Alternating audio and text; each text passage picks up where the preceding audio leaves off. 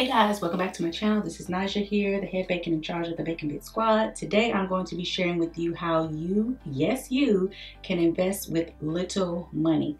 I'm going to be sharing 5 ways to invest as a beginner and showing you inside my Vanguard portfolio from August 2016 up until present day. So if that's something that you are interested in, make sure that you stay tuned to this video. The misconception is that you need a lot of money in order to start investing, and I was one of those people that thought that as well. Only wealthy people can do it, or that you don't make enough money to invest. All of these are wrong, guys. You can start building your financial security with a little money. You just need to start and be consistent. So that is what I'm going to be sharing with you guys today on how I've been able to build my portfolio. First thing that you can do in order to start investing as a beginner is to use your workplace retirement account, okay? You'd be surprised how many people are unaware that they have a 401k, that they have a 403b, that maybe they have a TRS or some type of workplace retirement account that they could be utilizing. Your employer-sponsored retirement plan is an easy way for you to invest. You can get an automatic deduction, which is taken out from your paycheck. Many employers will match the deduction that you contribute to a certain percentage or a dollar for dollar amount. If you are unaware if your employer has a workplace retirement account for you, you definitely need to go ahead and speak with your HR representative. You could be missing out on free money from your employer, okay? And who doesn't like free money? Let's just honestly be real about this. Number 2, your IRA retirement account. Now you can start this on your own. It's another easy way as a beginner to invest. I have an IRA account as well. I also have a workplace retirement account, which is called the TRS, which is the Teacher Retirement System. If your employer does not have a workplace retirement account, because I have worked at some jobs where they do not have one, especially when I worked for a nonprofit company, you can still invest by opening an IRA, which is an individual retirement account. Now, there's a traditional and then there's a Roth IRA. There are pros and cons to, both of them. So you want to make sure that you do your due diligence and look to see what those pros and cons are for you. I have both accounts. I'm no longer investing in my traditional. I'm just putting everything into my Roth IRA. I will do a whole separate video regarding that because someone asked me about that. You can contribute the maximum amount of up to $6,500 to it annually if you are 50 and older. So I am going to insert a picture of my current IRA balance for you guys to see. I'll show you the traditional one as well as the Roth. That is the second way that you can invest as a beginner with little money. Third way is fractional shares. So if you don't have the money to purchase a whole share of a stock or an ETF, you can purchase pieces of it. Think of it as a pie. So I wanted to give you guys a little bit of a visual right here.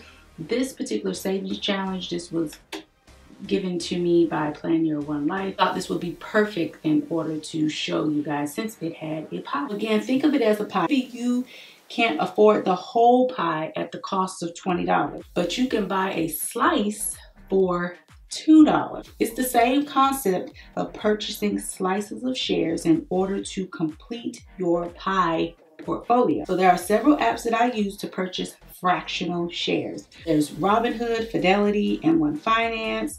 These apps really do make it easy for you to purchase and see your share size grow. And I have used these apps for about 2 years now, and I'm just now getting to where I'm getting full share sizes with the Robinhood app. To get those dividends each month is really good. It's very motivating to keep going with it. And the great thing is, guys, that you can contribute as low as $1. If you happen to follow Mommy Trader here on YouTube, she does a $1 a day challenge, and she has been doing that for at least 3 years, where you can contribute $31 a month, $1 a day, in order to start your investing journey on the M1 Finance app. Okay, so definitely check out her video. That is way number 3 that you can start investing as a beginner with fractional shares. The 4th way that you can invest with little money. We're going to talk about index funds. Index funds and ETFs. These funds are a type of mutual funds or exchange traded funds that mimic the S&P 500. There's a mix of stocks or bonds in the index that is tracked. So you can think of it as a bag of Skittles or M&Ms. Here I have a bag of M&Ms. And so just to kind of give you a little bit of a visual of it, in a bag of M&Ms, you have different colors and flavors that make up the bag, which is pretty much like an ETF or an index fund. It's a nice mix instead of one color or one flavor. An index fund and an ETF, they work the same way. For example, let's just say that this was the ETF VTI. That's the one that I personally have.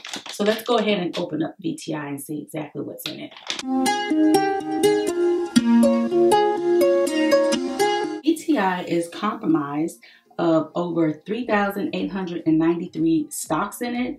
As you can see, with these M&Ms are going to represent these 3,839,000 stocks. As you can see, there's different mixes of them in here. So we got some blue, we got some green, we got some yellow, we got some orange.